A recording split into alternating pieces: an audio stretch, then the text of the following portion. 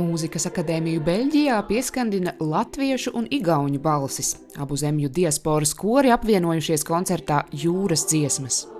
Katru reizi atgriežoties atkal darbos Briselē, ir sajūta, ka jūras ir bijis par maz. Koncerts īpaši godināja divas nozīmīgas jubilejas abu tautu mūzikā. Šis gads ir 150. kopš Emīla Dārziņa dzimšanas.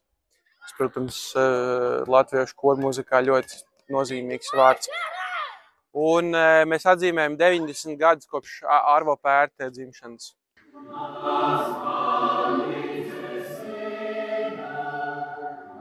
Likumsakarīgi koncertā izskanēja arī abu autoru krāšņākie darbi koriem.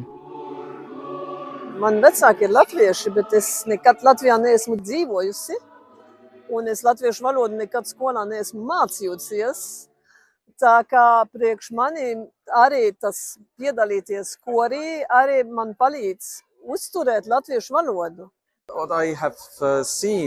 Šādu pasākumu vieno cilvēkus, neatkarīgi no tā, vai tas ir teātris, koncerts vai cits pasākums. Kad mēs šeit atbraucām, zinājām varbūt 2 vai 3 cilvēkus. Tagad Beļģijā pazīstam simtiem igauņu. Tikmēr koris Rudzi jau 2 gadus mēģina Vācu luterāņu baznīcā Minhenē.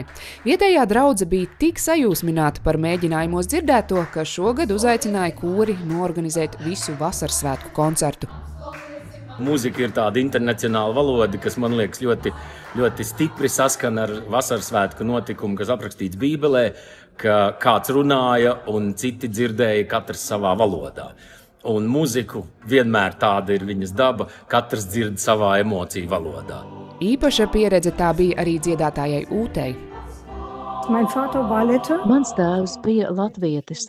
Esmu uzaugusi Vācijā un jau pusgadu dziedu latviešu korī Rudzi. Tas ir dziedinoši manai dvēselei atkal dziedāt šīs dziesmas. Interesants fakts – Rudzu diriģents pēc tautības ir baltkrievs. Latvieši Minhenē un tās apkārtnē sāka iepazīstināt mani ar latviešu koru mūziku un koru kultūru. Es vienkārši iemīlējos tajā, un tagad vairs nespēju atgriezties pie kā cita.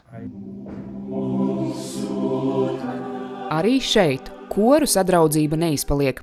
Talkā Rudziem bija atbraukusi arī daļa no latviešu ģimeņu kora Treizemīte, kas apvieno dziedātājus no Vācijas, Francijas un Šveices. Ne tikai koncerts, man ļoti arī patika darbs vakardien, 6 stundu, tāds intensīvs, gārš, skaists mēģinājums. Tas ir vēl viens apliecinājums, ka latviešiem mīļa ir pati dziedāšana, un koncerti ir tikai skaists ķirsis uz skanīgās tortes. Līva Karlsone, Latviešu.com sadarbībā ar diasporas reportieriem.